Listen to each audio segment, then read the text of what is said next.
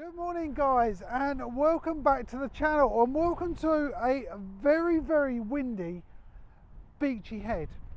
But we're not here for the scenery, even though it's very nice. We're here about this car. This is the 2019 BMW Z4. Now, the model I've been given for the weekend from Chandler's BMW in Howsham is the top of the range M40i. So we'll have a quick look around this car before we get in.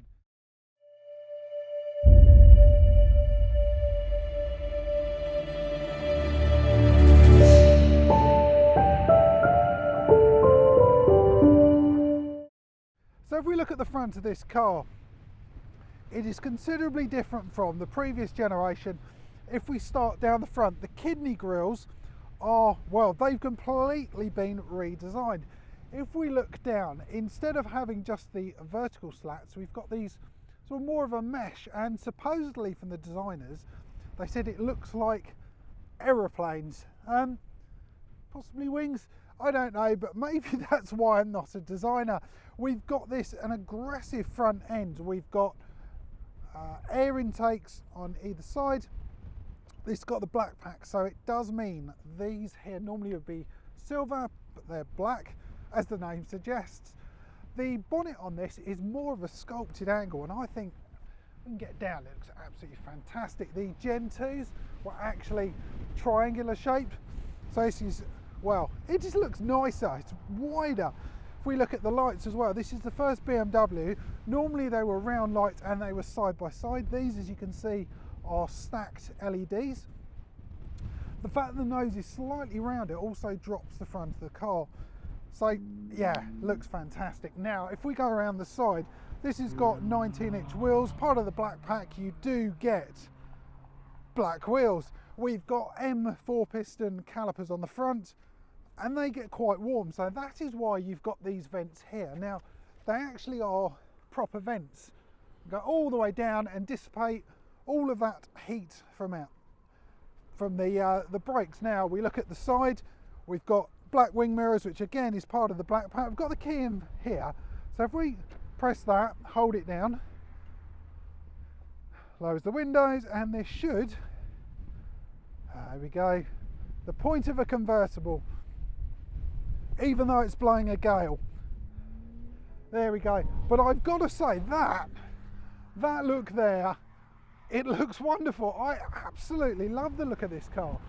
I've had a number of people either stopping their car, slowing right down. Even a guy in a brand new Ferrari had a good look at it, because well, I think it looks great. From the back, it's wider, it's more squat. If we look at the rear brake lights as well, they're a lot thinner, they're wrapped around the side, they're wider. Go down, we've got twin exhausts in this hexagonal shape, and that's a theme that's quite common throughout the rest of the car. We've got these, well, they don't actually go anywhere, they're just little slats there. Not sure the point of that, but it's got them.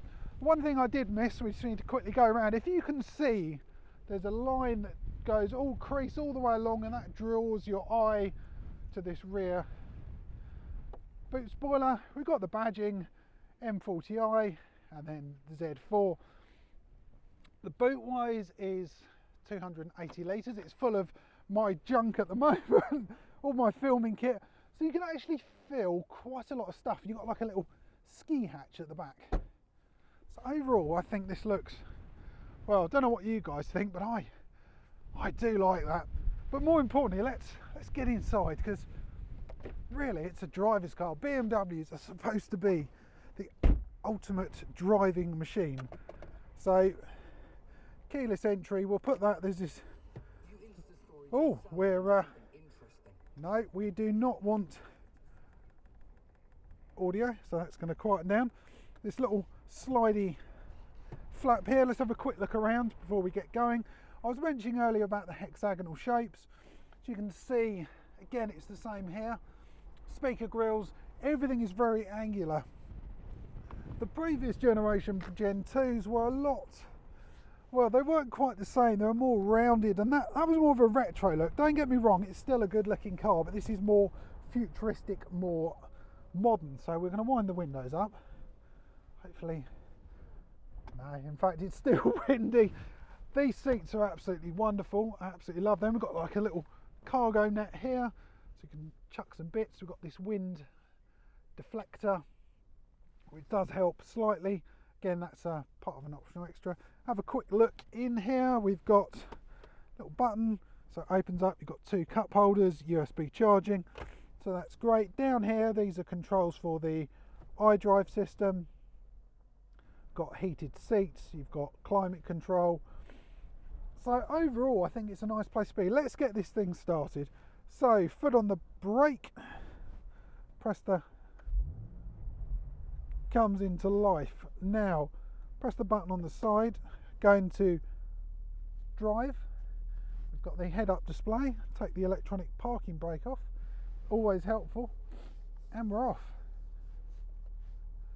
So again, a major difference between Gen 2 and this latest Gen 3 is the digital cockpit in front of me. And again, going back to this shape, this hexagonal, modern looking shape, again, it's the same with this.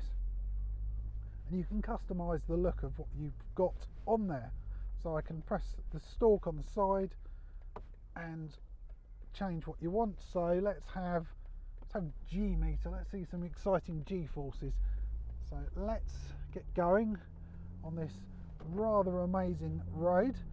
We've got, hopefully you can see it, up ahead of me we've got a head-up display. Again, unsurprisingly enough, optional extra. So we've got speed. The front-facing camera also knows, well, it either reads the signs or it knows what the speed is as well, so you get that. If we look at the large infotainment system over on the left-hand side, so if we're going to go, just go over to home, put this on something more interesting. So you've got the usual media, it's got Apple CarPlay, you've got nav. So let's go into the car menu, driving information, and we'll go sports display. So this shows us the amount of pressure in the turbo, we've got the amount of torque, horsepower, and oil. So now we're not really, we're just trundling along. This up front has got the B, I think it's a B57. I might be wrong, and apologies for that if I have, which is a 3-litre straight 6 turbocharged engine. And in the UK, it puts out 340 brake horsepower. Now across the pond, our friends in the States, normally they get a bit of a rough deal. They end up with less power. But with this one, because of the European regulations on emissions, we get a particle filter and it's down on power. As I was saying, over in the States, 380 brake horsepower. So they do get a bit more, and also the exhaust on this is a little bit quieter. It's not quite as aggressive, but it still sounds very nice indeed. So at the moment we're going to go over into, down here we'll go over to sports mode. So we want to control this ourselves. So this is tightened up the throttle. It's got adaptive dampers, so they've firmed up. We've also got an EDIF at the back with torque vectoring, so that should hopefully help to keep some of this power down onto the road. The actual tyres, I forgot to mention outside, they're actually off the M4. We've got paddles behind here, and to get them working properly, gear stick, press across, and now, yeah, that's pretty lively indeed. Lots of torque, 500 foot-pound of torque on this thing. 340 brake, 60 in the UK in 4.6, over in the States I think it's 4.4, although they have actually revised this and it's meant to be nearer 4 seconds. Now I wouldn't be surprised if that is the case, because it does feel pretty quick. So we're doing, drop it down a couple of gears. So we're doing 30 miles an hour, we'll go, and it'll be quiet.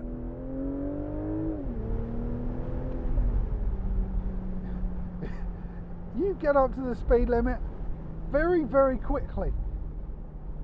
Oh, got some nice twisty bits here. This will be interesting to see how the EDIF gets on, down.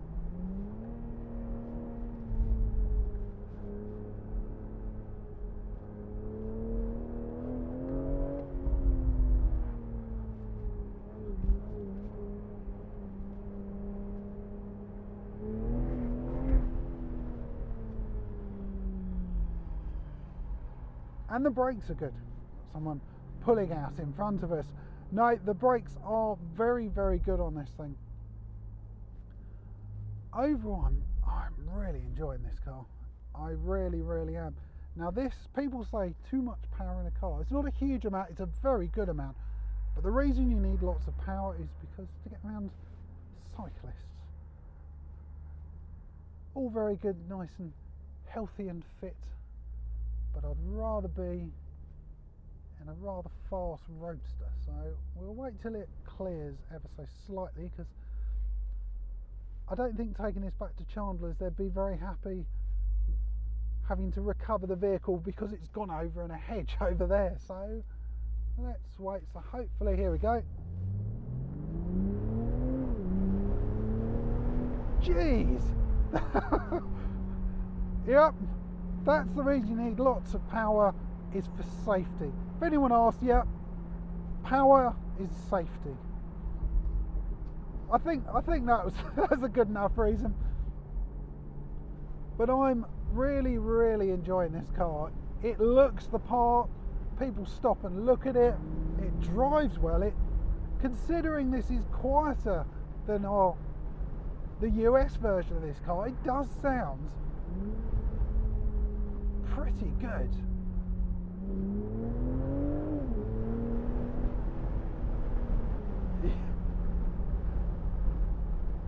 So in terms of competitors with this car, there's not a huge amount really in the luxury Roadster market. You've got really only the Boxster S, and that's been the king of the Roadsters for many, many years. And this new revised car is fantastic. It's got a better engine. It's the technology in this car just makes it even better as well. The handling is fantastic, brakes well. Interesting, it was actually quicker than the M240i around the Nürburgring. I don't know how they've managed it. People say, oh, this isn't a true M car. Well, if it's quicker than an M2, surely that must do something for it. Unfortunately, I don't think they're ever, well, they've said they're not going to make an M version of this, but do they really need to? It's got everything that I'd want out of a Roadster. Some of the other tech we've got in here, I'll quickly run over this. Heated seats, twin climate control. This is actually controlled, you can use I won't say the word, something BMW, because it will start beeping at me, so you can say BMW and give it a command, so you might want to change the temperature of the seats. One clever thing I found recently is if I said to set the temperature, it will only set it, hang on a sec, we've got cars, and right, let's give it a bit of a gap, and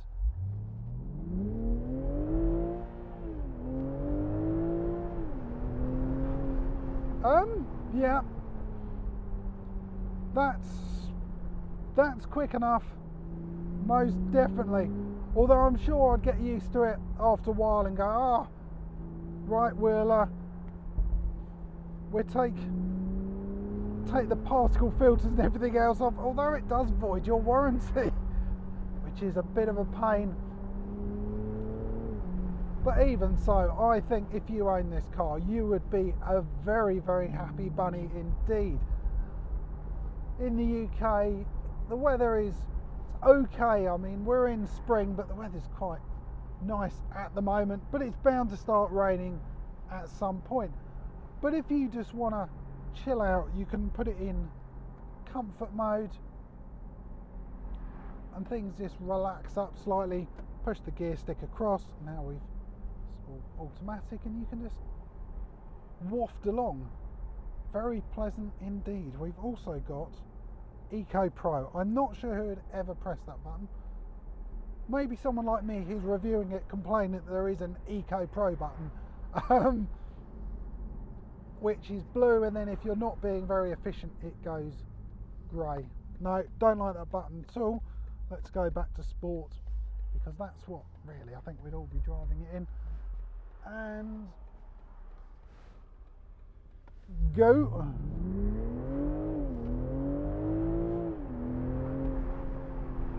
I would never ever get bored of that. The only thing I will say I've noticed is, well, fuel consumption. Admittedly, I haven't been driving this probably the most economically I could be, but we filled the tank up, or Chandler's filled the tank up for me. I think it's 50 litres, and I got about 190 miles out of a tank. Yes. I'm not sure the official figures on this, but that's the figures I've been getting. I'm sure if you had it for a while you wouldn't necessarily be progressing as much as I have been. Haven't been speeding at any point. You just get to the speed limit very, very quickly indeed. In terms of price though, this car is 50, I think the one I'm driving is 55. It's got a couple of packs on it as well. I think you can have a few extras, so you may be able to get another couple of thousand onto it. But is it worth it? I really like it. It wouldn't be a daily car.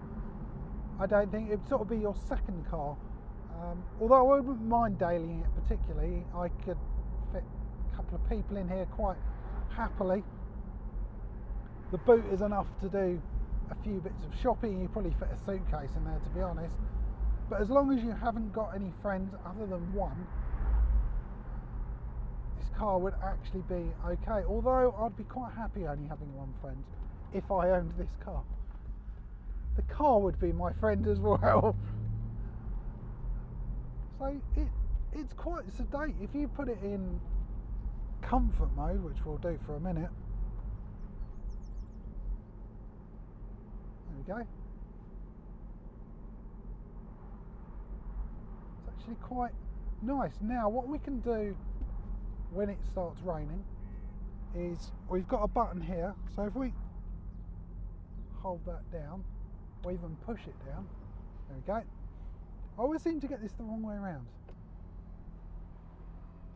Up. There we go. We can close the roof while... There we go. Convertible roof. Now just in terms of noise, if you just want to hear what it's like, really, this is it.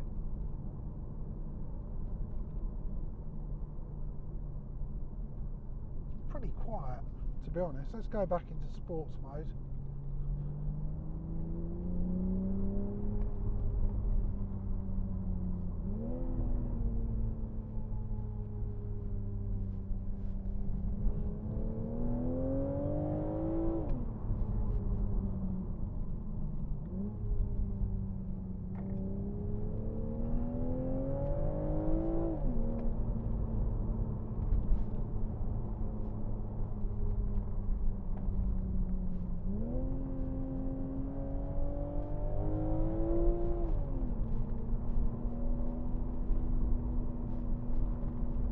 Listen to that lovely engine singing there, and it's a little bit bumpy here. Let's turn that into adaptive,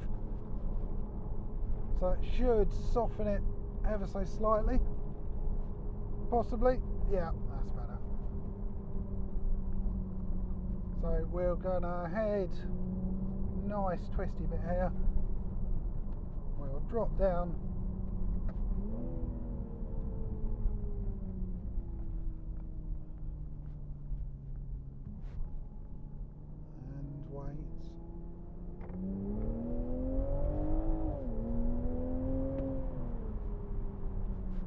Yeah, that's good, but let's put the roof back down. Let's slow down.